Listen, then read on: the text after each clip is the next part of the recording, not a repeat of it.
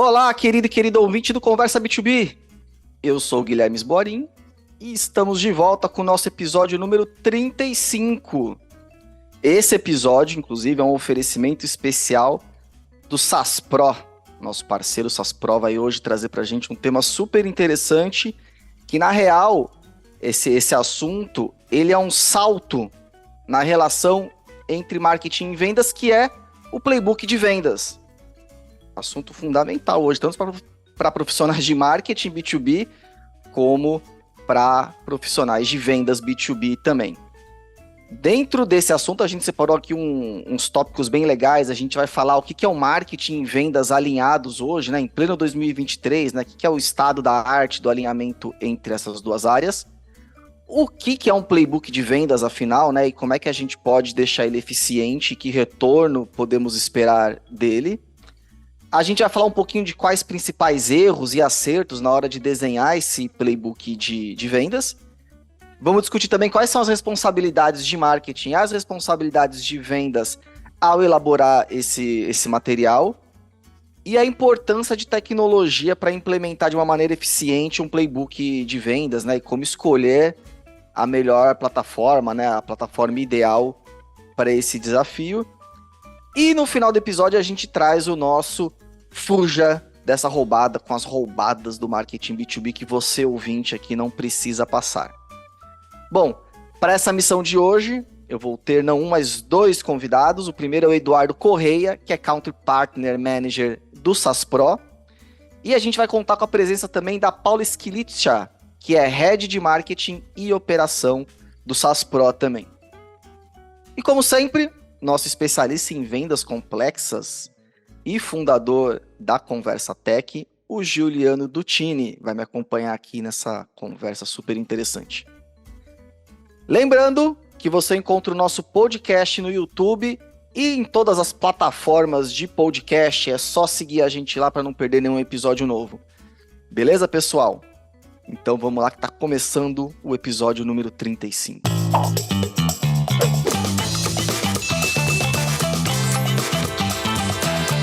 Mas antes de começar a nossa conversa, eu quero falar um pouquinho a respeito dos nossos parceiros. O primeiro é a SaaS Pro, que inclusive oferece esse episódio, já comentei aqui no começo. A SaaS Pro é a plataforma que era conhecida como Sharp Spring aqui no Brasil. Isso mesmo, a Sharp Spring Brasil agora é o SaaS Pro. A empresa tem mais de 8 anos de experiência, tá, pessoal? Então a marca é nova, mas a atuação deles aqui no mercado não é nova. Eles têm mais de 2.000 clientes, empresas já atendidas. Oferecem um suporte em português, o que agiliza e facilita muito o dia a dia. E com certeza é uma opção super interessante para você automatizar o seu marketing e vendas, tá? Vai lá, acessa o link da SaaS Pro aqui no nosso descritivo do episódio e conheça mais um pouco da plataforma que eles oferecem, que vão, com certeza, elevar o nível das conversões da sua empresa. E quero falar com vocês também a respeito da Leadster. A Leadster é uma plataforma pioneira em marketing conversacional aqui no Brasil e tem ajudado várias empresas do segmento B2B a aumentarem a conversão em seus sites. A Leadster é uma alternativa muito interessante para você substituir aqueles formulários chatos, cheios de campos e também aqueles botões do WhatsApp que enchem tua área comercial aí de oportunidades não qualificadas. Então a Leadster ela é uma plataforma que é de super fácil e ágil implementação no seu site, que utiliza recursos de inteligência artificial para ali oferecer conversas muito customizadas com os visitantes do teu site, sempre buscando ali uma melhor conversão e melhor experiência desses visitantes. Conheça a plataforma deles aqui no descritivo também do nosso episódio, tem um link para vocês acessarem e conhecerem melhor a Leadster. Beleza? Bom, pessoal, os nossos recados estão dados, bora para a nossa conversa.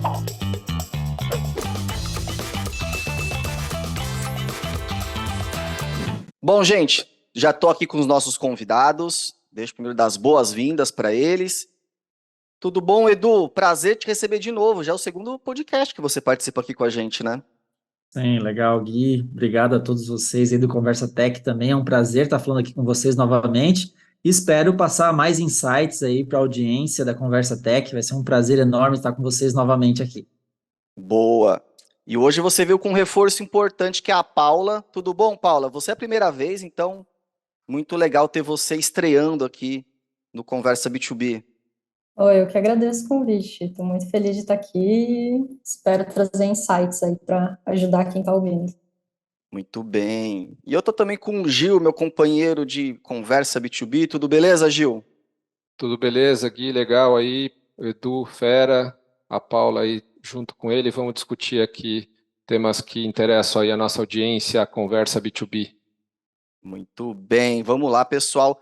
Como eu falei já na abertura aqui do episódio, esse episódio 35 está sendo um oferecimento aqui da SAS Pro, nosso parceiro. E eu comentando com alguns conhecidos, galera de mercado, falando, ah, a SAS Pro, tal, tá junto com a gente no Conversa B2B. O pessoal, mas quem que é a SAS Pro? Porque a marca é nova. Ah, é o pessoal da Sharp Spring. Ah, mas a Sharp Spring virou, mudou, como é que é? Tinha Constant Contact, enfim. Eu acho que uma primeira pergunta legal para a gente começar aqui é que você, Edu e Paula, conta para a gente um pouquinho dessa história, da onde que veio a SAS Pro, qual que é a origem, o que que mudou aí? É só a marca que mudou ou o serviço mudou um pouquinho também? Legal, legal, Gui. A gente, desde 2015, a gente representa a Sharp Spring aqui no Brasil. A Sharp Spring é uma plataforma de automação de marketing e CRM, com grande foco em agências de marketing, publicidade, consultorias de vendas.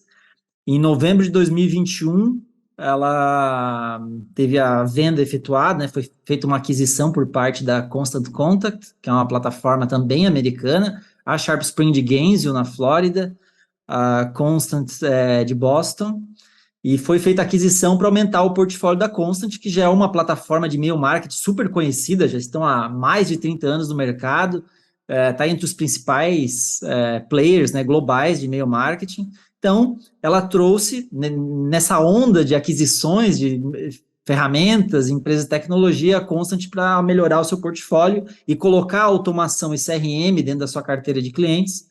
Então, ela fez a aquisição da Sharp Spring. E a gente aqui ficou um pouco vendido, porque a gente trabalhou na marca Sharp Spring durante tantos anos, né? 7 anos. E aí agora não existe mais Sharp Spring. Então a gente, como um representante oficial no Brasil, dessa vez pensou um pouquinho diferente e fez a própria marca vinculada a nós, que é o SAS Pro. E o SAS Pro também, além de oferecer a Constant agora, como plataforma de CRM automação, a gente também aumenta um pouco as nossas ferramentas, porque hoje, além de representar uma plataforma de automação e CRM, a gente também representa uma plataforma de LinkedIn, uma plataforma de WhatsApp. Então, existem outras ferramentas aí no ecossistema que o nosso time pode oferecer e se reposicionar um pouquinho no mercado, porque cada vez mais, né, apesar das ferramentas quererem ter tudo em um único lugar, dificilmente todas as ferramentas vão conseguir ter todas da melhor forma possível. Então, sempre tem um ecossistema de assinatura, WhatsApp, SMS. Então, quais são as ferramentas que a gente, como SaaS Pro, pode representar de forma integrada, né, nativa, para colocar uma experiência melhor para o nosso cliente? Então, essa foi um pouquinho da nossa visão de trazer outras plataformas para o nosso portfólio e continuar representando aí a Constant Contact, que é uma das maiores plataformas do mundo. Cara, achei bem legal, assim, até esse caminho que vocês fizeram, que é um caminho bem em linha com o que o mercado de tecnologia faz já, né? Então, realmente, achei legal esse posicionamento novo de vocês, expandindo e tal. E o desafio não é pouco, né? Já que teve esse trabalho de construção de marca, via Sharp Spring, e agora o SaaS Pro aqui no mercado. Não, e o legal é que, assim, o SaaS Pro não é a única novidade aí de vocês. Tem um livro novo aqui, o livro que vocês estão lançando, que o nome aqui é Antes de Vender, Desenhe, Playbook Ilustrado de Vendas B2B. Me conta essa história que vocês resolveram fazer um livro juntos. E aí, Paulo, eu que te coloquei nessa roubada, hein? Sim, sim. Então, o Edu me chamou, né, para a gente escrever um livro, enfim, pela amizade ali, pelo trabalho, né, confiança. Inicialmente a gente tinha pensado, né, vamos escrever um livro sobre marketing. E a ideia inicial era isso, né, vamos falar sobre marketing, que enfim, tem tudo a ver ali com a ferramenta. era 3 anos atrás, né? Então ainda se falava muito sobre inbound, content marketing, enfim, já estava se falando do ABM e outras coisas.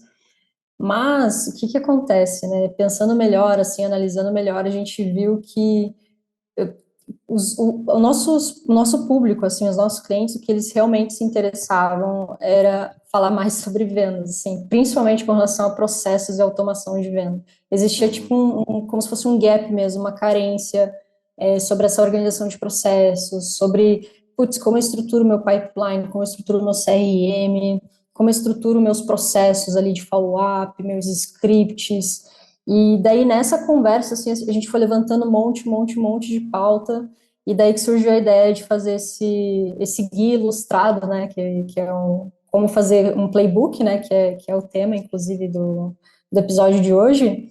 E, ao mesmo tempo, a gente também não queria só fazer um livro, mais um livro de negócios, né, porque já existem muitos livros bacanas sobre esse assunto. Existem, putz, o Receita Previsível, Spin Selling, existem vários autores já renomados, né, que escrevem sobre esse assunto, e a gente não queria que fosse algo chato, sabe?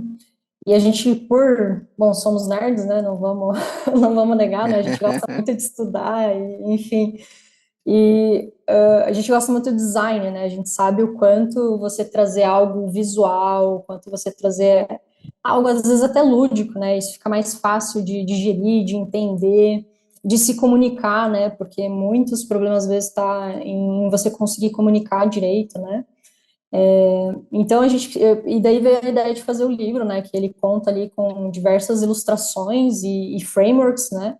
Muitas ferramentas, modelos e templates que a gente aprendeu e usou ao longo do tempo para estruturar um processo de vendas aí, para ajudar os clientes a estruturarem os seus processos de vendas, né? E também tem um pouquinho de humor ali, porque a gente traz algumas situações engraçadas, né? Alguns problemas que eu acho que muita gente vai se identificar, vai ter vai entender ali o que está sendo escrito, né, e como resolver aquele problema que a gente traz com humor, né, mas que são problemas, na verdade, desafios muito comuns ali do dia a dia de muitas empresas. Então, foi daí que surgiu a ideia, de necessidade mesmo que a gente percebeu da nossa audiência. Legal, Muito legal. legal. Eu acho que a ideia, o livro, primeira vez aparecendo esse livro, hein? Esse é o primeiro podcast que a gente participa. Agradecer vocês do Conversa Tech por dar esse espaço também para a gente. E a gente vai colocar ali também o link para vocês olharem um pouco do site. Tem algumas páginas ali que vocês podem já entender um pouquinho do que é a experiência desse livro.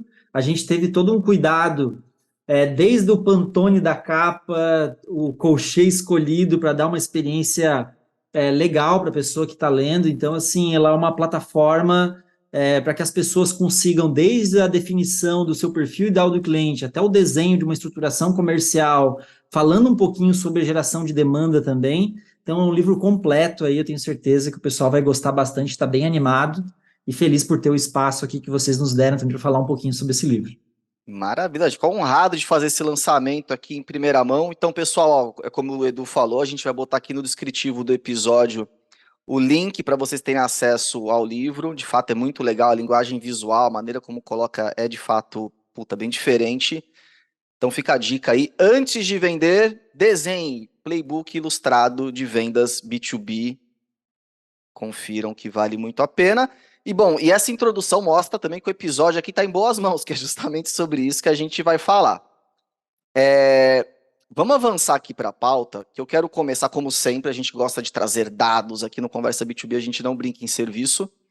E o Cláudio Souza, nosso querido editor, trouxe um dado super interessante, que é do Moment of Trust do LinkedIn, que diz que 9 a cada 10 profissionais de marketing e vendas afirmam que estão desalinhados quanto à estratégia, processos, conteúdo e cultura. Eita dor antiga essa, hein, galera? E parece que continua doendo. Além disso, 87% dos líderes de marketing e vendas acreditam que o alinhamento dessas duas áreas permite um crescimento exponencial do negócio. Gil, queria te fazer uma pergunta. Esse tema de marketing e vendas alinhado, desalinhado, é clássico. Já tem sei lá quanto tempo.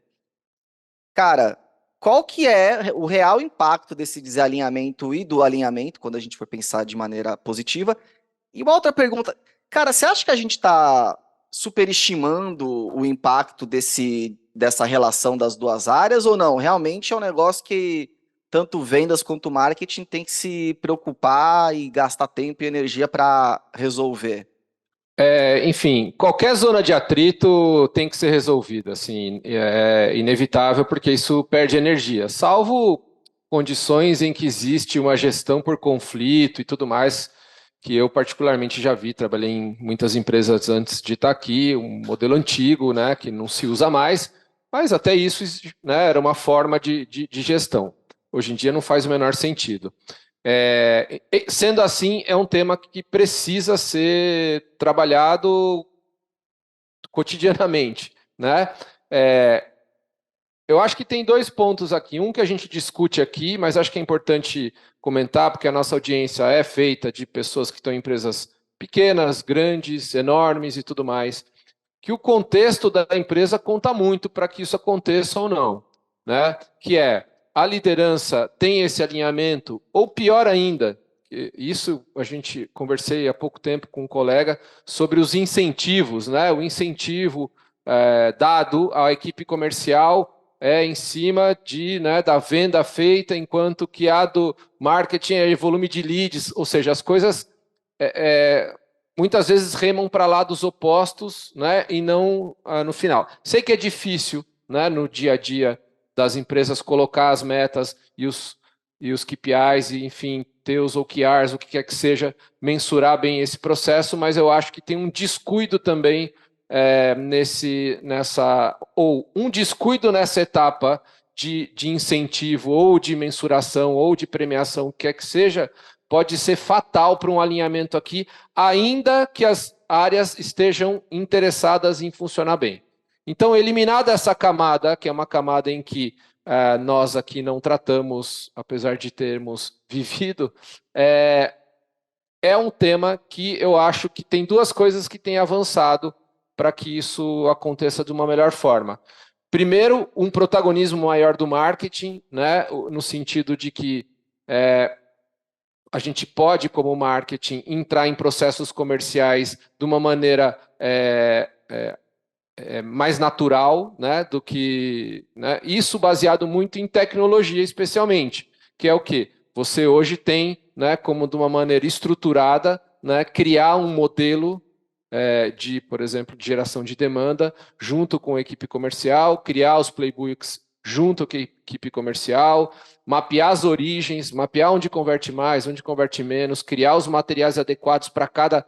Né, se tem 10 segmentos que você atende, o ideal é você ter, né, 10 abordagens diferentes, enfim, ajudar nesse processo inteiro, entrar no famoso Sales Enablement, que é uma discussão que a gente vê muito pouco no Brasil, com esse nome meio complicado, não sei muito bem como traduzir, não sei se o Edu e a Paula têm algo mais palatável, né? Mas eu acho que é um tema que aqui no Brasil a gente dá pouca atenção.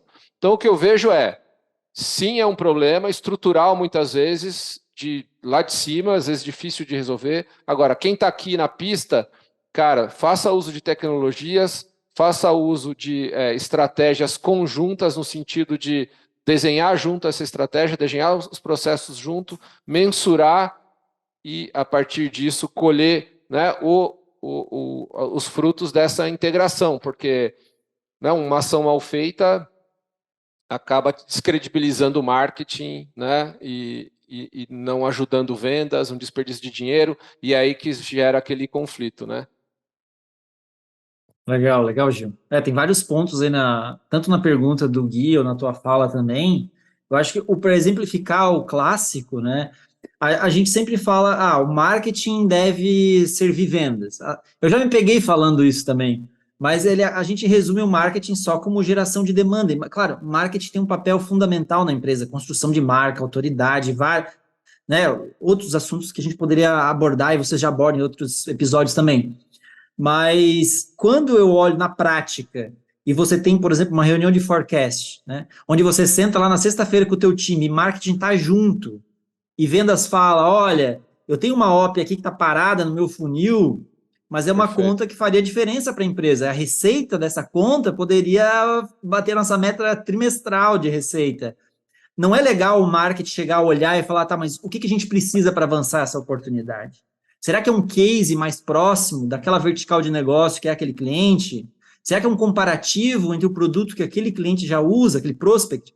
Então, assim, isso é o marketing apoiando realmente vendas no sentido do processo, da operação, da estratégia, que eu acho muito legal. Quando a gente fala muito de account-based marketing, né, o ABM, até um episódio que a gente fez anteriormente foi sobre isso. Esse é um nível, assim, que eu acredito do estado da arte do marketing vendas, sabe? Eu consegui apoiar isso e entender, mas o meu vendedor, ele tem um material legal de jornada pós-reunião, por exemplo. Claro, o vendedor, ele está na linha de frente, ele sabe o que falar, ele entende qual é a narrativa comercial, mas será que marketing não pode envelopar melhor? Porque às vezes o vendedor está lá com um PPT apresentando uma proposta com uma Comic Sans, entendeu? Isso aí acabou com a taxa de conversão do comercial. Então, será que marketing está olhando para todos os pontos de contato do vendedor? Será que ele está conseguindo apoiar ele em todos esses pontos? Então, acho que eu vejo muito marketing em vendas, né? Não só esse ano, como foi tua pergunta, Gui, mas eu acho que a forma mais integrada é realmente a gente conseguir, claro, ajudar vendas com autoridade, né? Ajudar a trazer a audiência e uma audiência qualificada, mas ele tem que estar, assim, em operações também para entender e ver como ele pode gerar valor para o time de vendas no dia a dia. Sim. Uma coisa legal também que eu acho que pega aí na fala dos dois, né? O perfil, muitas vezes, do profissional de marketing vai ser a pessoa que vai olhar, vai ter essa visão de processo, né?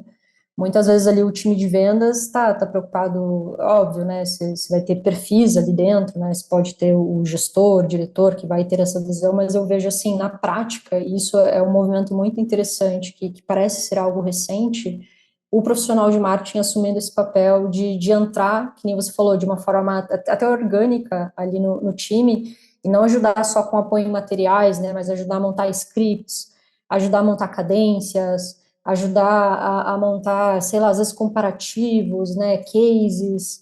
Então, isso é muito interessante, assim, eu não sei se pode ter muito a ver pela questão de tecnologia, né, até pelos temas de estudo, né, que tem trazido ultimamente, que se teve muito conteúdo sobre as próprias ferramentas de automação de marketing, muito conteúdo falando sobre estratégia, sobre branding, e acho que talvez já venha com esse DNA de trazer estratégia, processo, automação também para a área de vendas, então isso é muito interessante.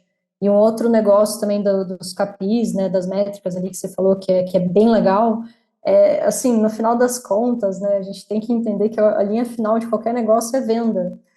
Se a empresa não for bem, né, todo mundo, digamos assim, vai perder os empregos, né, tá todo mundo ferrado, por assim dizer, né. Então, achar, pô, vou ficar no meu quadradinho e gerar leads, né, no final das contas você pensa, pô, é confortável por um lado, mas por outro, se você fica nesse comodismo, também a empresa deixa de ver valor naquela área ou naquele setor, né. Então, por isso também, talvez que o marketing tem começado a se envolver cada vez mais, né, em entender que, e mesmo nas métricas, né, você tem formas, ferramentas e a própria tecnologia para te ajudar a apoiar você visualizar métricas melhores, né, então, não é geração de leads, é geração de leads qualificados, em que vendas vai dar o feedback de como que está vindo aqueles leads, sabe? Como que eu vou saber isso? Através do meu CRM ou através de alguma automação que eu consiga visualizar isso de forma rápida também. Então, acho que são algumas mudanças interessantes aí que têm tornado também esse processo mais maduro. Eu queria só comentar um negócio, aproveitando. Eu acho que quando a gente fala aqui, tem um lugar comum que é o negócio de contexto, né, Edu? Que e Paula, o marketing tem que estar mais preocupado com o contexto. O contexto é qual é o segmento, qual que é o decisor, qual que é, né, para poder... E isso, o Edu lembrou bem, o ABM é o estado da arte disso, porque você define, você tem a informação prévia do contexto, né? Não é o contexto que te aciona, é você que vai atrás daquele cliente, naquele contexto, com aquela equipe, com informação, com ferramenta, e isso leva essa relação para outro, né, para outro cenário. Você consegue trazer aquilo para um grau. se fala de customização, mas eu entendo que é realmente trazer a solução para o contexto daquele cliente. Cara, você é do setor agro, legal, não adianta. Você pode ter o discurso perfeito, o teu produto, mas ele aplicado a um contexto completamente diferente é quase que outro produto ainda, né? Eventualmente tem até concorrente diferente, os comparativos são diferentes. Então esse acho que é o cenário, o avanço do marketing é não se conformar talvez, né, com gerar lead e passar e ter a apresentação comercial corretinha e tudo mais, é entrar nos processos, entender, ter mais ferramentas para entender contexto, entrar no contexto, desenhar os processos e mais que isso ajudar no desenvolvimento da argumentação dentro de cada contexto. E aí o trabalho é quase infinito. Por isso a priorização. E quando a gente fala de ABM, basicamente é você conseguir priorizar a sua carteira em casos de B2B complexos e de carteira fechada, né, os 10, né, equilibrar na sua pirâmide conforme a sua carteira está, né, dos 80-20 ou qualquer outro modelo que você use, para onde é que você dá mais atenção, porque esse trabalho é infinito, né?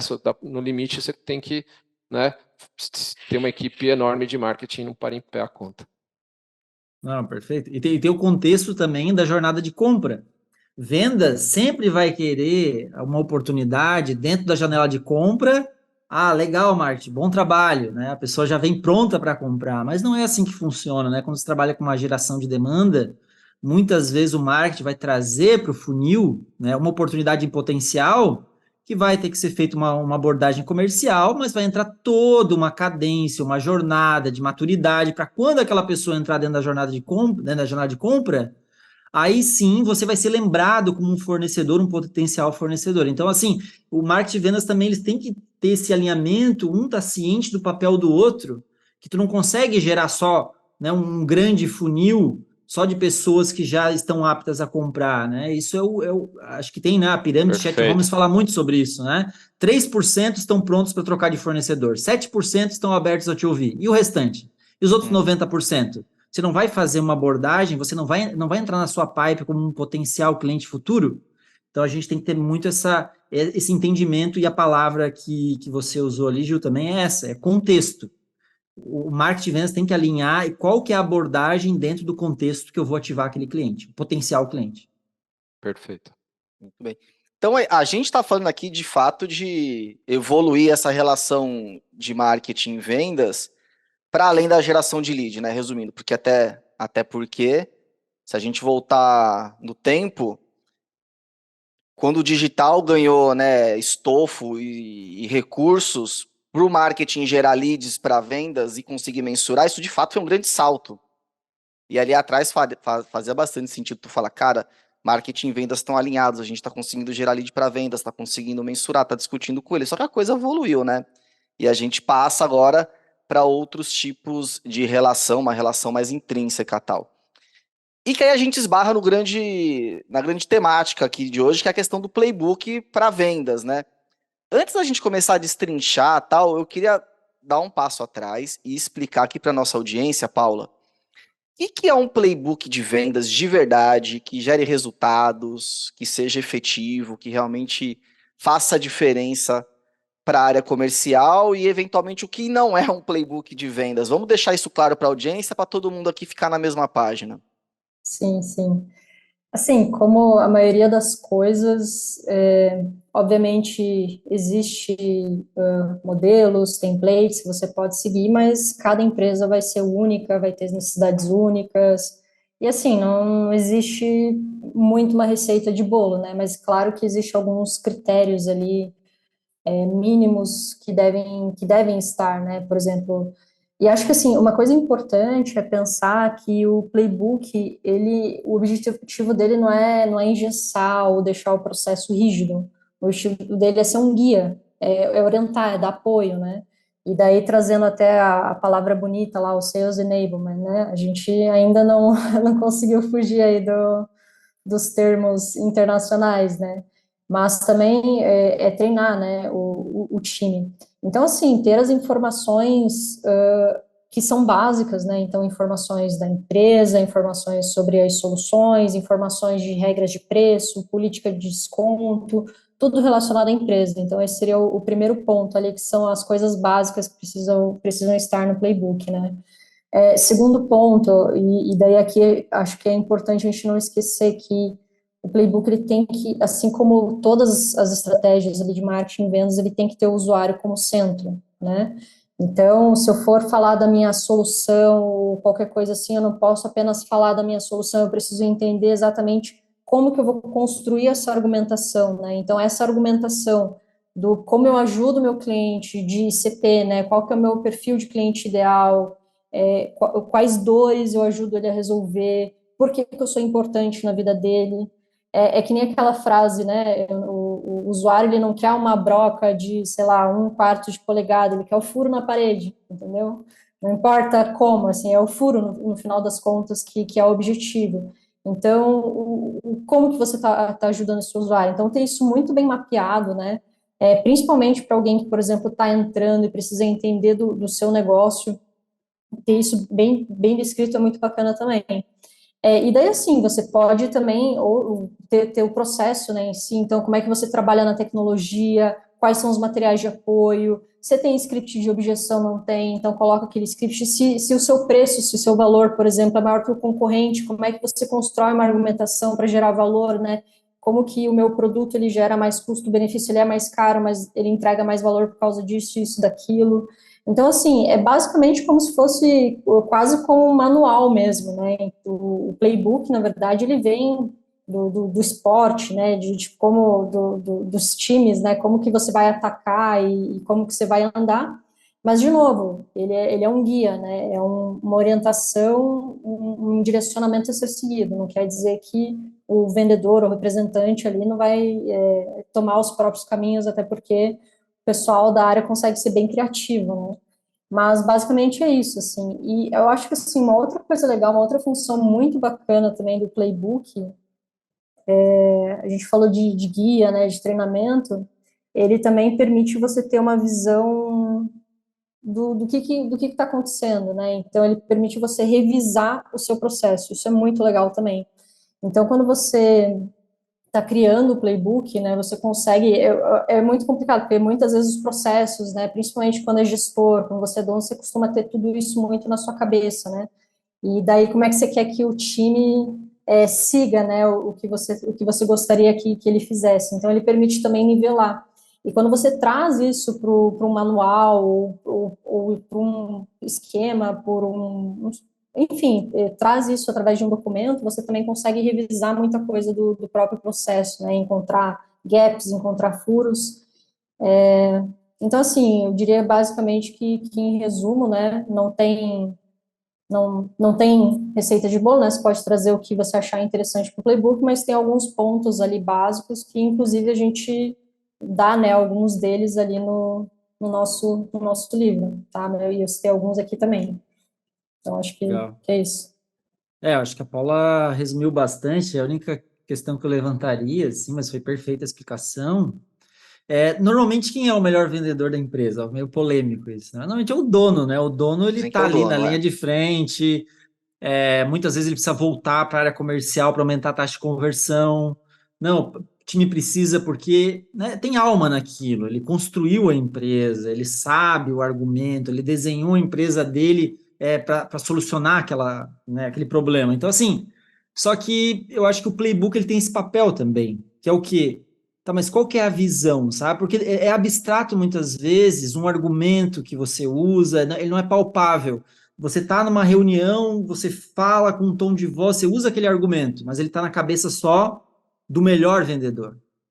Então, a gente tem que padronizar isso, porque isso faz sentido. Então, as pessoas vamos seguir, como a Paula colocou, não é escrito em pedras, sabe? A gente pode quebrar isso de vez em quando, mas se a gente dá um norte, uma diretriz, e a gente consegue colocar isso de forma palpável para a pessoa ler, conhecer, estudar, você vai conseguir escalar um pouco mais, né? Treinar o teu time, com certeza, para aumentar, né, o grande objetivo que a gente espera, né? O Gui perguntou o que a gente espera disso.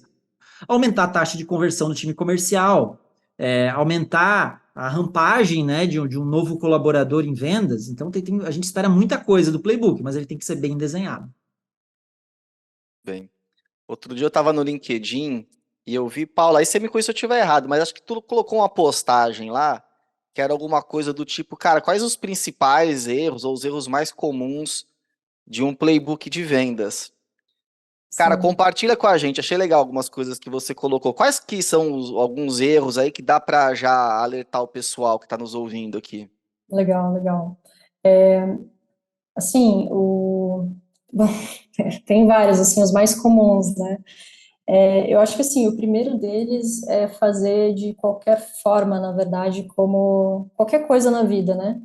Então, se você fizer uma coisa de forma superficial, não, tem que fazer esse check, assim, porque falaram que eu tenho que fazer um playbook, porque, pô, falaram que isso vai me dar, vai me gerar resultado. A gente tem que ser prático, né? Então, como que você pretende usar esse playbook, né, que você está construindo? Quais informações é importante estar nele? Quais melhorias você enxerga dentro da sua operação que seria importante, talvez, você priorizar nessa revisão de processo, né? É uma coisa que você pode ir construindo, né? Você não, isso talvez é a segunda coisa, né? É fazer e abandonar, né? Assim como a empresa, assim como tecnologias, assim como pessoas, tudo vai evoluindo, né? Então, vai mudando. Então, acho que outra coisa também que é comum é você fazer, documentar e deixar aquilo esquecido, não revisar, não atualizar, não botar em prática, né? Porque se você está deixando aquilo esquecido, é muito provável que ele esteja desatualizado ou que o time não está vendo valor, não está conseguindo colocar em prática aquilo que você definiu, né? Então, acho que, assim, se for para fazer, né, que faça. Não precisa fazer perfeito, mas fazer para valer, né? Então, botar energia, né? A gente até comenta, eu acho que ali no começo do livro sobre isso, né, sobre o quanto, quando você questiona, por exemplo, sobre o perfil do consumidor ideal, né, o ICP lá, é muito comum, todo mundo tem isso na ponta da língua, né, mas é muito baseado em conhecimento empírico, né, não é algo realmente baseado em dados, é que realmente foi feito pesquisa, né, e a gente tem vários cases engraçados, assim, de definições assim, no final das contas, em prática, né, quando a gente foi e botou o processo de fato, a gente viu que não era nada daquilo, né, então, putz, não está dando resultado, eu não sei por quê, bom, descobrimos então, não é mesmo? Então, acho que, assim, isso, tanto quanto para o playbook, quanto para, enfim, várias coisas aí de profissionais, isso se encaixa. Então, acho que isso é o principal, levar a sério, né, e usar dados, de fato, para montar, para definir as metas, para definir os argumentos. E se você não tem dados ainda, enfim, porque não mede, porque não mensura, ou às vezes porque não sei, está começando, né, tem uma carteira ainda pequena, não tem problema, começa com as suposições, mas depois volta, revisa e aplica o método, né? Acho que isso seria ali o mais importante. Uma coisa que é bem comum da gente olhar assim nesse universo de playbook é a dúvida de quais papéis de marketing e vendas na construção desse ativo, né? Um playbook bem feito, ele é um verdadeiro ativo para a empresa. Da experiência de vocês, o que vocês julgam ser a melhor prática na construção de um playbook envolvendo marketing e vendas, para que vendas não fale para o marketing, cara, não precisa me ensinar isso aqui, eu já sei, para marketing conseguir contribuir, e por aí vai. Eu sei que cada empresa tem um contexto, tem um porte, tem um segmento, mas assim, via de regra, o que vocês acham que são boas práticas de divisão de trabalho, por assim dizer, entre marketing e vendas na construção de um playbook? Edu, quer compartilhar um pouquinho aí da experiência tua? Sim, sim, claro. Eu acho que é importante ter um sprint, né, ou algum trabalho entre as duas áreas, entre marketing e vendas, para poder estar atualizando isso. Porque a Paula falou ali, um dos acertos é manter isso atualizado. Um dos grandes erros é você manter o teu playbook desatualizado, né? Porque ele é um organismo vivo. É um vendedor que usa uma argumentação nova e aquilo funciona, ele tem que ir lá e colocar isso dentro do playbook. Olha, eu tive um argumento que eu usei aqui, não consegui virar uma venda. Isso foi muito poderoso. Quando eu falei isso, virou, sabe? A pessoa do outro lado, eu senti que aquilo ali fez a diferença. Vamos testar mais? Validou? Entra para o playbook. Então, assim, eu acredito que o papel principal é do time de vendas, porque um playbook ele vai tratar muito no micro, vai até o macro. Então, assim, quando você entra em detalhes de uma operação comercial, Por exemplo, eu vou destrinchar, vou expandir as fases do meu funil, tá? Para quem trabalha com funil comercial linear, tá? Às vezes vai ter uma fase que você vai ter o objetivo daquela fase. Se você perdeu, o que, que acontece com aquela oportunidade? Se você ganhou, o que, que acontece? Qual é a etapa que avança? Quais são os potenciais fluxos que vão ser ativados a partir daquela fase? Ah, eu agendei uma reunião, mas que material eu preciso enviar? Quais canais eu vou fazer o meu follow-up? Então, assim, são micro detalhes, né, que são impostos ali dentro de um playbook. Então, o comercial, ele tem que ser essa pessoa que vai, né, abraçar o projeto, porém, para gerar valor, o marketing tem que entrar também. Porque, por exemplo, no exemplo que eu dei, eu quero fazer um fluxo após a pessoa dizer que a minha venda está perdida, eu perdi pelo motivo de fechou com um concorrente. Vale a pena colocar numa jornada, daqui 6 meses, 1 ano, voltar a dialogar, a conversar com essa pessoa, com essa oportunidade, com essa empresa? Então, eu vou ter que criar uma jornada para isso, e quem vai gerar valor, vai criar isso, é marketing. Então, assim, todos os materiais de apoio que envolvem um processo comercial, a gente vai ter essa camada de serviço que é o time profissional ali né, do time de marketing, atuando em cima do playbook. Então, eu acredito que assim, o melhor formato seria ter um sprint, onde a gente pudesse sempre revisar esse material. Porque assim, o maior erro mesmo, o erro clássico, é a gente pegar um playbook que foi feito há 2 anos atrás. E aí cai num erro que a Paula comentou ali, que eu acho, assim, ela falou engraçado, é triste ao mesmo tempo, que é o perfil ideal de cliente. Sabe, a gente participa muito do mercado de agência, né? A gente, né, a Constant é uma plataforma de automação white label, rebranded e tal. E aí a agência chega assim, às vezes está lá no playbook, ela fala, olha, eu quero prospectar dentro do meu playbook, o meu melhor setor é o cliente de grande porte, que tem até 1.000 colaboradores e tal. Só que isso saiu do time de vendas, essa definição, só do time de vendas, mas é míope, porque o time de vendas vai olhar só para o melhor contrato, o melhor FII. Aí você vai fazer uma entrevista para o seu playbook, vai chamar o time de suporte, atendimento, vai chamar o time de CS, enfim. E aí, lá na ponta, o cara vai falar assim, olha, esses clientes grandes aí, eles pagam bem, mas dá muita refação. Os caras acham que pagando mais é ruim para a cultura da empresa, eles tentam, como eles são de grande porte, eles tentam pressionar a margem da agência, eles têm muita rotatividade na equipe interna, porque não tem uma cultura forte. Sabe, começa a aparecer cada coisa que tu olha assim, peraí, mas não é isso. Então, assim, o playbook, eu acho assim, ele tem que outras áreas estarem atuando para a gente não ter essa visão errada do que é, né, desde o perfil de cliente ou desde um processo comercial, para todos estarem trabalhando né, e alinhando o melhor projeto. Mas, com certeza, se vendas não chamar marketing para gerar valor, dificilmente uma pessoa do comercial ela é tão ampla assim, né, tem uma visão tão macro, capaz de entender todas as estratégias, todas as nuances que competem um processo comercial, que é essa visão que eu comentei antes. Às vezes o dono, o vendedor ali, né, a pessoa que está no fechamento, ela é muito mais, ela quer tudo muito mais rápido, ela quer tudo muito mais dentro de um fechamento que às vezes o contexto não mostra isso. Então o marketing tem que vir, olha, o teu playbook, a gente tem que desenhar outras jornadas para ele, e a gente não vai perder essa oportunidade, porque a gente vai desenhar novos fluxos, vamos colocar isso no playbook. Então, mais ou menos é isso, né, dentro disso que vocês colocaram. Enfim, tem outros pontos aí, mas acho que esses são alguns insights legais para a gente debater.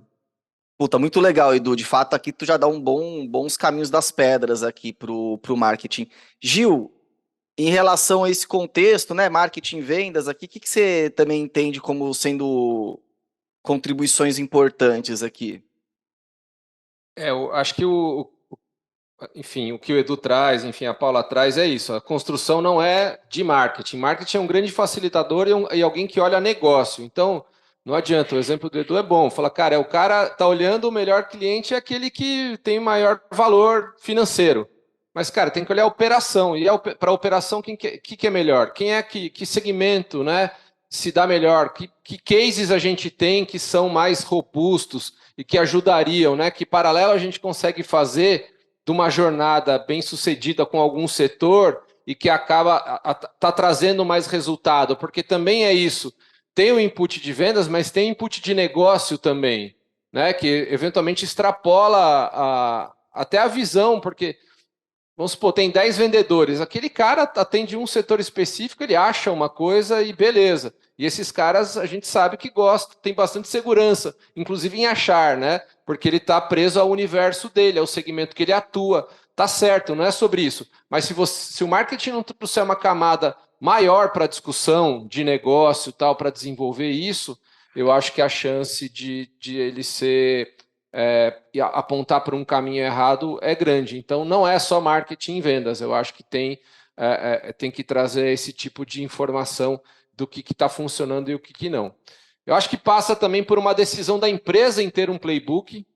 Cara, ó, a gente quer ter, né, um diretor comercial, ou, cara, a gente precisa ter, eu quero monitorar isso e quero saber o que acontece e quero acompanhar isso. Tem que ter um acompanhamento. Porque isso de ele ficar defasado ou não é porque não usou, porque não teve acompanhamento. Assim, eu acho difícil, salvo para o novo que chega. O novo que chega, seguramente, ele vai receber o playbook. Falar, cara, tá aqui, ó, o playbook. Né? Mas se ele está desatualizado, ó, e vai agradecer, ótimo, para o cara, ele vai acelerar. Mas se ele está defasado, é porque a galera, eventualmente, não tá com o mindset de, cara, aquilo é a forma da gente vender, né? Eu acho que tem isso do... Porque uma coisa, acho que o lance, para mim, o grande lance de playbook e documentar o joguinho de palavras aí, o playbook é vivo. O documento, ele pode ser um documento só, você documentou e tá lá. O playbook não, é algo que, cara, hoje ele é assim, como é que é o playbook hoje?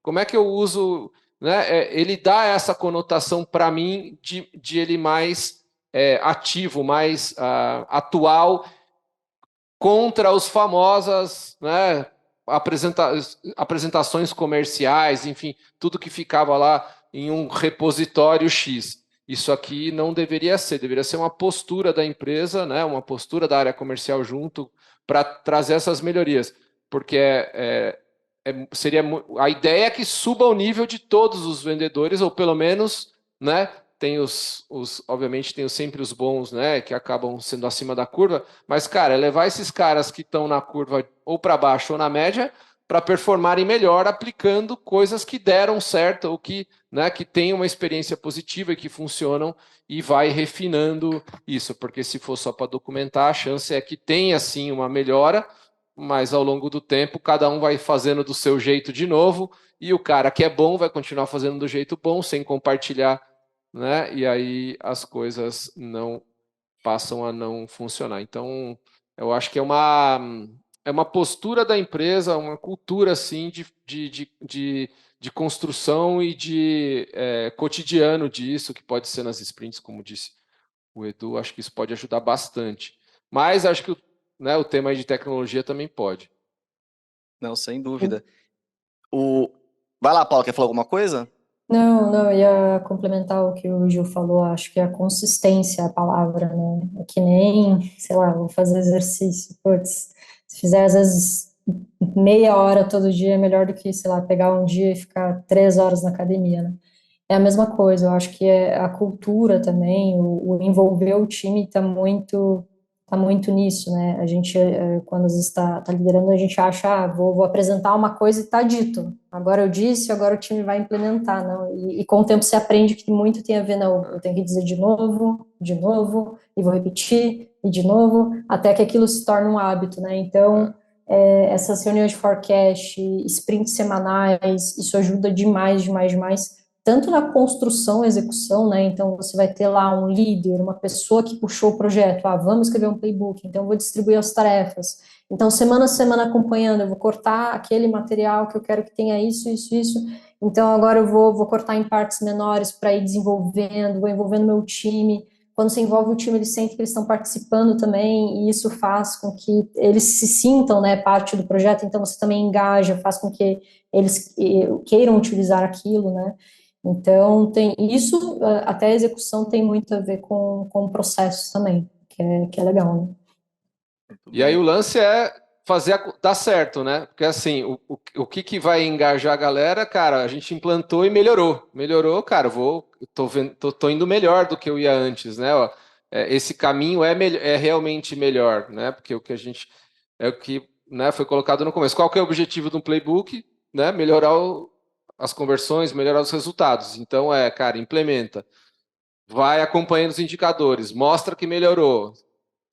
Ninguém vai querer piorar, né? Salvo se, né, aí um desalinhamento completamente fora de qualquer racionalidade aqui, né? É. Mas é legal uma coisa que tu comentou aqui, Gil, dessa questão de, cara, uma mudança cultural mesmo, para quem não faz, né, principalmente, de trazer esse tipo de recurso para a empresa, porque aqui na Conversa Tech mesmo, por exemplo, a gente já atende alguns clientes que tem uma equipe de vendas hiper sênior, que estão na empresa há 15 anos, todo mundo, tal. É um contexto mais difícil de aplicar, por exemplo, que o pessoal são ditos sumidades no assunto. O pessoal de marketing fala, não, os caras manjam, a nossa equipe manja absolutamente tudo.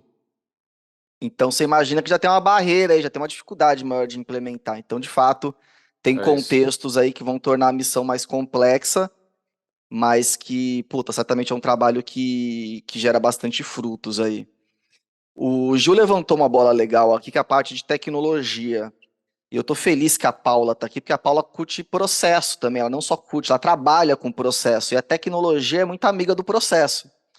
Porque, vai Sim. lá, o playbook de vendas, ele tem uma série de questões para você conseguir manter ele atualizado, garantir a correta distribuição, garantir a correta aplicação dele, tudo bem. Dito isso, qual que é o papel, Paula, da tecnologia aí para trabalhar como facilitador, né, atuar a favor do playbook, inclusive já contextualizando com a atuação de vocês, né? O SaaS Pro ele justamente ajuda a facilitar esse tipo de rotina do playbook de vendas, né? Sim, a gente é um pouco suspeito, mas tirando o viés aí, é, a tecnologia é o que vai permitir aplicar na prática, né? Sem a tecnologia isso fica muito difícil. Assim como ela permite facilitar processos, agilizar, tornar mais eficiente, é basicamente o que você falou, assim, a tecnologia é uma facilitadora, né? Então, ela vai permitir não só que você faça as coisas, consiga documentar na própria tecnologia, né, o que está sendo feito. Então, por exemplo, ali no meu CRM eu coloquei, por exemplo, um exemplo básico, né? Marketing enviou um lead para vendas, mas agora eu quero que meu SDR entre em contato e dê um feedback já na tecnologia se aquele lead era qualificado ou não, entendeu? E daí o marketing, eu não preciso ficar fazendo uma reunião, fazendo com que, tipo, o meu vendas fique conversando com o meu marketing, não, tá ali. Então eu consigo mensurar, eu consigo ter uma resposta muito mais rápida, eu consigo ajustar também com muito mais velocidade. Coisa que, se você, sei lá, fizer de uma maneira mais arcaica, sei lá, através de planilha ou outras coisas, fica muito mais difícil. Então, tanto a aplicação quanto o acompanhamento de métricas, né, que o Gil também comentou, que é o que vai motivar o pessoal a seguir o playbook, né, ver aquele resultado de uma maneira fácil, né, fácil de acessar, é fácil de ver que o que eu estou fazendo está dando resultado, porque eu consigo visualizar isso muito bem, porque a tecnologia vai me permitir isso, né, quais ações que dão certo, quais não dão. Tem até uma situação bem engraçada, né, que a gente até comenta, né, no livro, que a gente viu, assim, quando a gente foi escrever, a gente viu, foi pesquisar, né, que nem vocês aí, métricas, estudos, né, e algumas coisas, assim, que falassem sobre alguns processos, né, comuns, algumas dificuldades. E um deles, por exemplo, que a gente achou muito interessante e que está muito, justamente porque ele está muito distribuído, é sobre a quantidade de tentativas de contato antes de você desistir, por exemplo, de um lead que chegou ali para você atender, né? E quantas vezes a gente não viu esses números mágicos, né? Putz, errou 8 tentativas, eu tenho que fazer 10 alternando entre ligação, mensagem no LinkedIn, WhatsApp, antes de desistir do lead. A gente foi atrás dessa métrica, né, para ver se era isso mesmo, né, e a gente simplesmente descobriu que ela é fake, né, fake news, não existe nenhuma fonte confiável. Então, se você impôs isso para o seu time, você está errado. Pode procurar, se você achar, vem falar comigo. Mas simplesmente não tem nenhuma fonte, nenhum estudo que realmente comprove que é isso. E na nossa experiência, a gente foi muito engraçado, porque a gente começou a metrificar isso através da tecnologia, e a gente viu que depois de 4 tentativas, o custo-benefício simplesmente morria. Não fazia sentido, porque o nosso SDR ele perdia muito tempo, muito esforço, e às vezes um tempo precioso que ele podia estar dedicando a oportunidades que estão mais quentes, ou que estão melhor qualificadas. Então, por isso que eu falei que cada playbook é diferente, porque na nossa experiência, a gente sabe que esse, por enquanto, né, é o nosso número, assim, de follow-ups, né, mas assim, e conversando com outros clientes, a gente já sabe que de outros clientes é outro, né, que também metrificaram, também conseguiram, e assim, isso só foi possível graças à tecnologia, assim, a tecnologia isso não seria possível, né, e você também conseguir visualizar, né, isso é muito legal, o CRM, ele permite você visualizar o que está acontecendo, o que está borbulhando ali no seu funil de vendas, né, e principalmente os que são no formato Kanban, né, assim, falando no geral, porque é um mapa, assim, eu consigo dividir em colunas, né, é matemático, tá ali, ó, eu consigo ver quantos estão aqui no início, ainda vou precisar entrar em contato, quantos já avançaram, mas eu não consigo, às vezes, qualificar ou avançar para uma reunião, quantos estão mais para o final, tipo, num fechamento de mês, eu sei que eu preciso dar atenção para aquela galera ainda que não assinou o contrato, que está aqui no final, então, assim, fica muito fácil, né, fica visual, facilita realmente, né, dá mais eficiência ao processo. Então, a tecnologia, minha opinião, assim, tem um papel fundamental, senão você vai realmente sofrer muito. Eu acho que antes daí de escrever o playbook, talvez tem que fazer um passinho antes aí e revisar, né, o que você tem de ferramenta aí a seu dispor, né, até para conseguir botar em prática as coisas, né. Sim. Esse é o caminho, um caminho, mas assim, existe também o caminho inverso. Muitas vezes você está desenhando o playbook, né, Paulo? A gente já fez muito isso também, e de repente você se encontra ali, poxa, mas esse SLA aqui não está o ideal, que às vezes você vai substituir a ferramenta, você vai colocar um novo canal para chegar naquele SLA. Por exemplo, eu preciso entrar em contato com a pessoa até 5 minutos. Isso está no playbook, é um ideal, mas quando você vai para a prática, você não consegue fazer isso. Só que está no teu playbook. Aí o que tu faz? Olha, antes do pessoal ligar, eu vou colocar um bot de WhatsApp primeiro, porque daí eu pelo menos vou garantir esse SLA, depois a gente vê se vai funcionar ou não.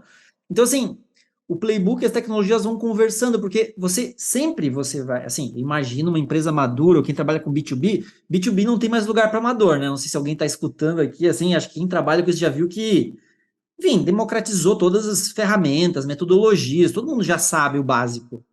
Então, assim, é muito difícil você ser competitivo, né? Ter um processo legal, sem criatividade, sem o melhor ferramental. Então, tu já tem o teu tech stack ali, tua pilha de tecnologias, mas o playbook ele também consegue entrar muitas vezes e achar, poxa, sabe? Através do CRM eu identifiquei que a taxa de conversão da contratação tá baixa.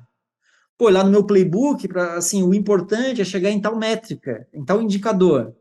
Pô, será que a gente está tendo um atrito aqui na plataforma de assinatura? A assinatura não é digital? Sabe? São coisas, porque assim, quando você olha para as suas tecnologias, playbook, você tem que entender também, dentro de uma jornada de um cliente, você vai ter o playbook, sei lá, a prospecção inicial, a parte de pesquisa. Você tem um processo, pesquisar no LinkedIn, entrar nas plataformas, né, para pesquisar, sei lá, o KINAI, região, essas coisas. Tá, mas o LDR, né, o BDR, qual que é a volumetria? Até quando ele precisa pesquisar? Que informações ele precisa ter? Então, assim, sabe, as coisas são alinhadas, porque o playbook vai te dizer qual é o melhor caminho, mas ao mesmo tempo você depende da tecnologia, a melhor tecnologia para fazer aquele processo bem construído. Isso é um exemplo. Depois, a parte de prospecção. Será que a tua ferramenta de prospecção ativa, de cadência é a melhor? Ela entrega todos os canais? Aí você vai para conversão. Será que, né, as ferramentas de conversão que eu tenho são as melhores? Então você começa a ter esse olhar para a tecnologia, e esse olhar para a tecnologia tem que estar no playbook também. Tá? Isso é muito legal, assim, fazer essa análise e você recortar quais são, dentro da jornada de compra, quais são as tecnologias e quais são os processos que eu tenho. A partir disso, você documenta isso e busca as ferramentas corretas para esse fim. Legal. O próprio exercício de se fazer, né, o playbook vai te mostrando ali as principais lacunas, onde é que de fato você tem que, né, calibrar o teu stack ali. Mas eu tenho uma curiosidade da demanda que vocês recebem e tal. O que vocês têm recebido com mais demanda em relação a perfil de uso, funcionalidade, que você vê que realmente assim as empresas estão buscando mais ao estabelecer ali o stack, as tecnologias, tudo mais, para conseguir gerenciar o playbook de vendas, por assim dizer? Sim, assim, a integração entre marketing e vendas, né, que a gente falou muito aqui, então, assim, se você hoje tem uma tecnologia, ela não precisa ser própria, né, por exemplo, assim, né, a Constant, ou tem várias outras plataformas, que você tem lá o CRM, a plataforma de automação, e a plataforma de sucesso ao cliente no mesmo local, isso facilita os dados, ou então você vai usar um integrador, né, universal, uma API nativa, para ter essa integração, então, assim, as empresas cada vez mais, o que elas buscam na tecnologia? Elas conseguir ou integrar os dados, ou ter os dados na mesma plataforma, certo? Buscar soluções que tenham um grande ecossistema de integrações nativas também, né? Às vezes, telefonia, ERP, eu quero conectar o meu ERP, por quê? Tudo são dados. E o melhor de tudo é quando você consegue ainda, por exemplo, transbordar esses dados para um BI, um Power BI, um Data Studio, uma plataforma de relatórios. Aí você consegue, assim, de novo, né, chegar no estado da arte de novo, porque você tem os dados, as suas equipes estão com os dados integrados, todo mundo está trabalhando dentro do mesmo, né, ecossistema de plataforma. E você tem lá no final esse cruzamento desses dados, esse BI. Então, assim, eu estou falando isso de uma empresa que busca maturidade assim no seu melhor estágio. Né? Eu acho que esse é o que nos buscam. E, claro, cada vez mais a gente está olhando para vários canais. Então, assim, dentro do CRM, eu estou conseguindo visualizar a ligação que o meu vendedor fez, o que ele conversou no WhatsApp com o prospect. Ele mandou alguma mensagem, curtiu alguma coisa no LinkedIn? Então, esse multicanal também é muito importante a gente ter esse entendimento. Ah, legal. Aqui tu comentou que, beleza, isso aqui são algumas práticas de quem está buscando um nível de maturidade importante. Mas eu queria entender de você ou da Paula, para quem está iniciando, aí obviamente, a pessoa está iniciando, ela não tem eventualmente clareza do que ela precisa buscar em termos de ferramenta. Que dica vocês dariam para quem quer começar? Puta, cara, quero implementar essa cultura, quero trazer o playbook de vendas, tal. O que é importante ela procurar em termos de tecnologia especificamente? Assim, tem dois viés, né? Não é fácil responder essa pergunta, porque assim, tu tem um caminho que é o seguinte, eu posso fazer a escolha da plataforma mais simples, que trabalha com UX, a mais amigável. Por quê? Né? É fácil o usuário adotar a tecnologia, é fácil ele usar no dia a dia. Só que assim, você tem que também analisar qual vai ser o crescimento da tua equipe. Muitas vezes uma ferramenta de entrada, que ela é muito simples, ela vai fazer você daqui 2 anos, daqui 1 ano, você migrar de plataforma. Então isso Porque também é um gera um sufoco. desgaste muito grande. Então, assim, eu acho que é um exercício, tá? Não é fácil, realmente, é difícil de responder essa pergunta, porque assim, ó, tu tem que avaliar essas duas situações. Eu preciso colocar um stack de ferramentas, né? Onde precisa ser amigável e fácil a implementação, para que tenha uma adoção, porque eu estou saindo do zero, Uhum. mas com certeza eu buscaria quais são os indicadores macro de uma operação, né? Número de receitas, as metas, desenvolver os principais canais, e aí depois você vai colocando módulos, outras ferramentas integradas que vão para o microgerenciamento, minutagem de ligação, quanto tempo a pessoa está na ligação, quantos disparos ela fez, então assim, daí é um processo de amadurecimento e você vai estressando aqueles dados até chegar em estados mais micro, né? E, claro, se você conseguir plataformas onde você consiga escalar dentro da tecnologia, começar simples e depois acoplar, né, outros módulos, outras funcionalidades que vão te dar esse desempenho que você não precisa migrar soluções, aí Boa. seria melhor. Mas uma coisa que acho que só complementando aí o que o Edu e pegando a pergunta aí do Gui, assim, o que a gente tem percebido muito é as empresas utilizando, assim, não sei se quer dizer as características, né, da ferramenta ou quais as ferramentas, mas as empresas utilizando o CRM as a hub, né, como um hub mesmo. Então, digamos assim, o CRM é a tecnologia central que eu vou conectar as tecnologias de telefonia, de WhatsApp, de É. automação de LinkedIn.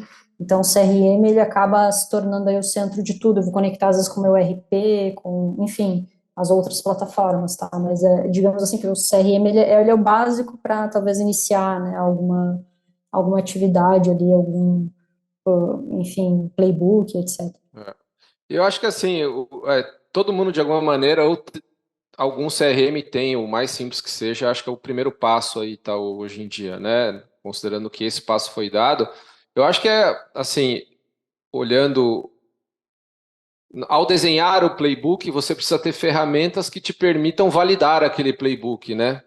Então, eu acho que é um pouco isso, assim, o que você quer validar, o que você quer medir, o que você quer implementar de fato.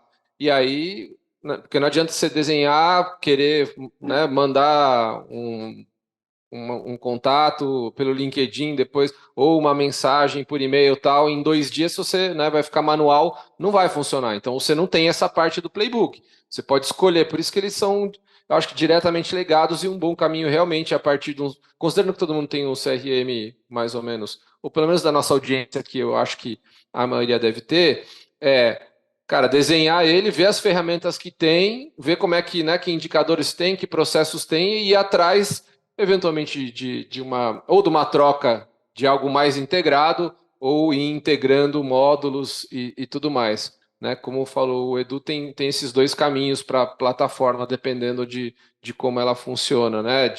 Ou uma mais completa, mas sempre tem, às vezes, as ferramentas especialistas, vamos chamar assim, que pode te ajudar em algum processo que é crítico específico para a sua operação e que vale a pena trazer, faz aí as integrações e tudo que funciona. Mas acho que volta para o tema inicial aqui do nosso playbook, que é do nosso podcast, que é o playbook. Desenvolve ele e a partir dele você vai identificar as reais necessidades de priorização, porque tem isso, né? Dinheiro não é infinito, ferramenta, né, tá disponível, então você consegue priorizar e ir crescendo. O grande lance é realmente não pensar muito pequeno na largada, nem muito grande, né? E ver quem dá essa flexibilidade, porque você contrata uma Ferrari e precisa só, né, e vai dar várias voltas a 20 por hora, vai demorar para você precisar usar 300. Então, eu acho que essa calibragem é difícil. Ao mesmo tempo, se você não faz, o custo de ter que mudar depois também pode ser alto. Sempre dúvidas do dia a dia. Hoje em dia, eu diria que é difícil alguém te permitir contratar uma Ferrari se não tem um bom plano muito sólido de que vai ter aquele crescimento. Normalmente, cara, vai com o que está mais na mão e depois a gente. O famoso troca o pneu com o carro andando. Nossa, nunca gostei disso, mas Mas rola.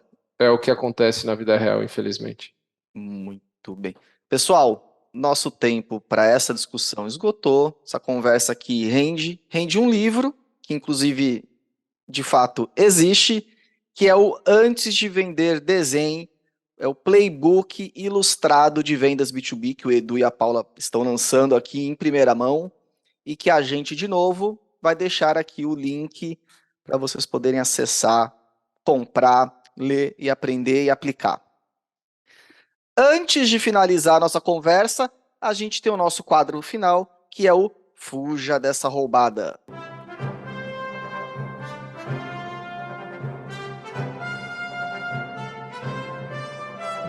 Paula e Edu, estamos aqui agora para falar a parte difícil das coisas, né? Aquelas roubadas que com certeza vocês passaram, que aliás, no caso de vocês, vocês mapearam essas roubadas, porque o livro de vocês está repleto de tirinhas que nada mais são, pelo menos boa parte delas, pelo que eu entendi, roubadas que vocês já viram algumas vezes acontecer.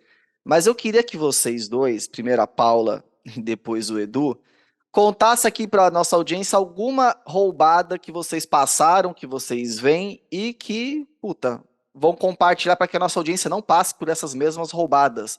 Nossa audiência tem que passar por outras, não por essas aqui que a gente vai contar. Sim, sim. Eu vou falar uma, até que eu pensei agora, eu ia falar outra, mas você me inspirou, cara, porque vou trazer uma que não tá no livro. Você falou assim, putz, é difícil às vezes lidar com uma equipe que, putz, tem um vendedor que está ali há anos, e daí você quer trazer algum processo novo, alguma ideia nova, e você enfrenta a barreira, né?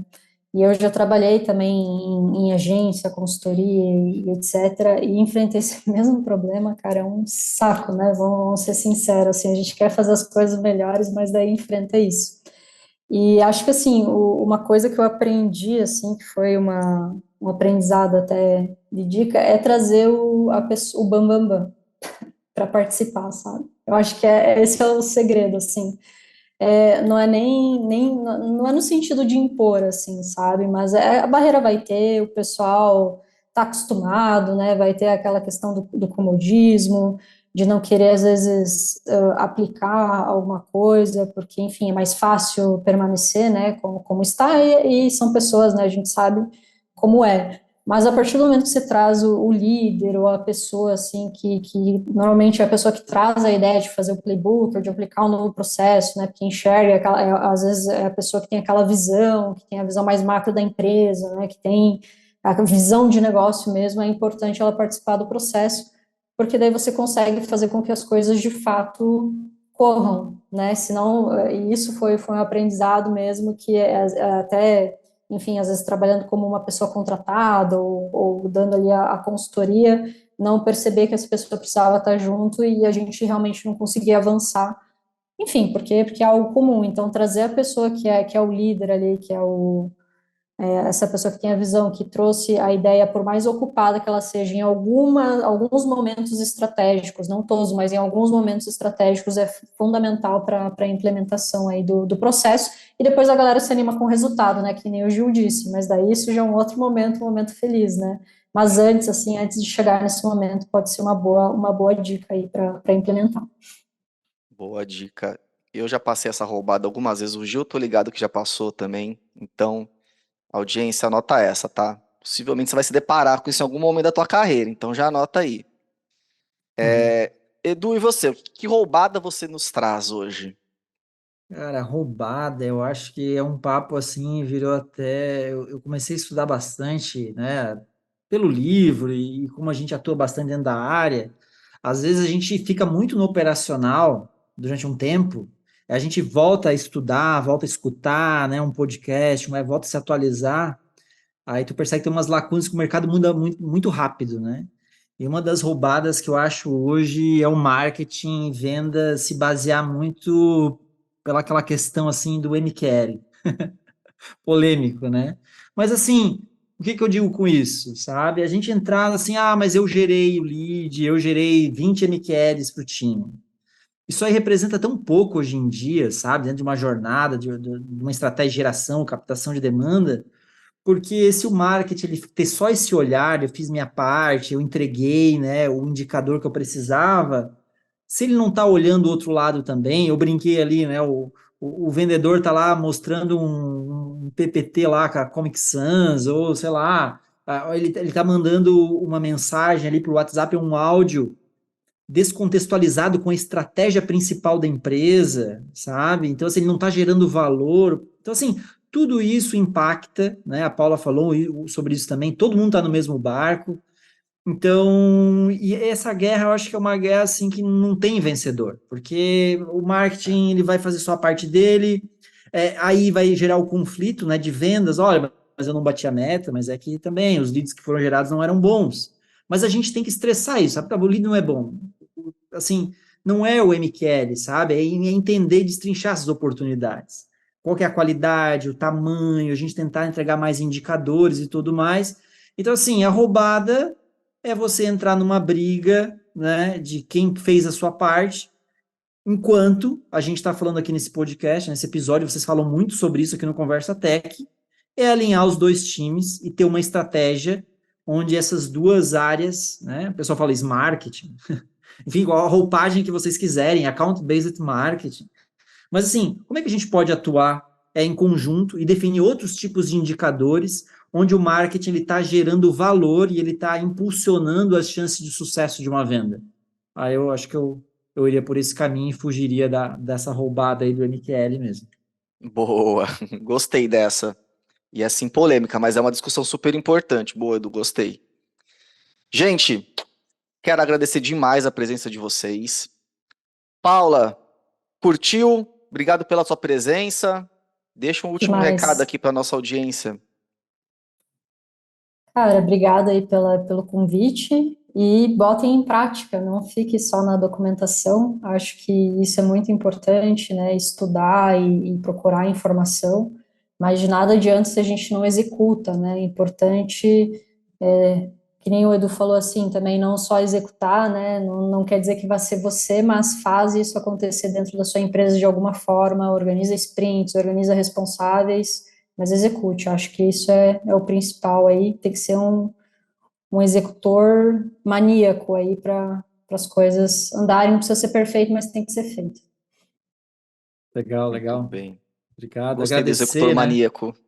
Esse aqui eu vou guardar. Executor maníaco. Muito bem. Edu, obrigado Agradecer. também, cara, pela tua participação aqui. Sempre bom rever, Pô, conversar contigo. eu que agradeço aí o espaço, Gil, Gui, Paula, foi muito legal conversar com vocês. Espero aí que a audiência também tenha conseguido ter alguns insights. Eu acho que para finalizar, o mais importante e o que faz a diferença, a gente falou muito aqui, né, nas entrelinhas ou até de forma clara algumas vezes, é colocar marketing e vendas juntos de fato. Ter um sprint, o marketing e vendas ter um forecast onde os dois participem. Se não for isso, pelo menos uma pessoa de operações que está fazendo, né, a ponte entre as áreas, conseguir trazer lá para um sprint de marketing, olha, o pessoal de vendas está precisando disso. Então, assim, se não tiver essa ponte linkando, não tiverem juntos, dificilmente vai dar certo, assim. Então, eu acho que a gente sentiu muito isso na prática, a gente faz muito isso no SaaS Pro, isso tem nos ajudado bastante, então eu acho que como último recado, eu acho que esse é o principal.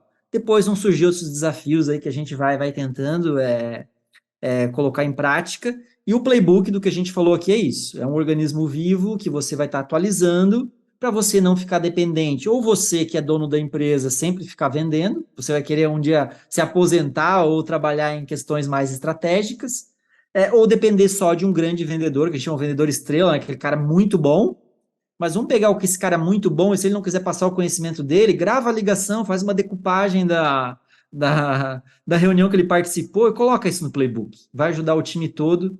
Eu tenho certeza que a gente vai conseguir aumentar a taxa de conversão, porque o playbook ele realmente é uma ferramenta muito poderosa aí para as empresas.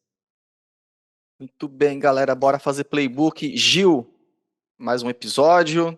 Agradecer aí tua presença. Gostou da nossa conversa de hoje, Gil? Legal, acho que sempre quando a gente fala dessa proximidade com a equipe comercial, tem muitos pontos, muitas visões, e tudo que facilitar isso de uma maneira construtiva, eu diria, né?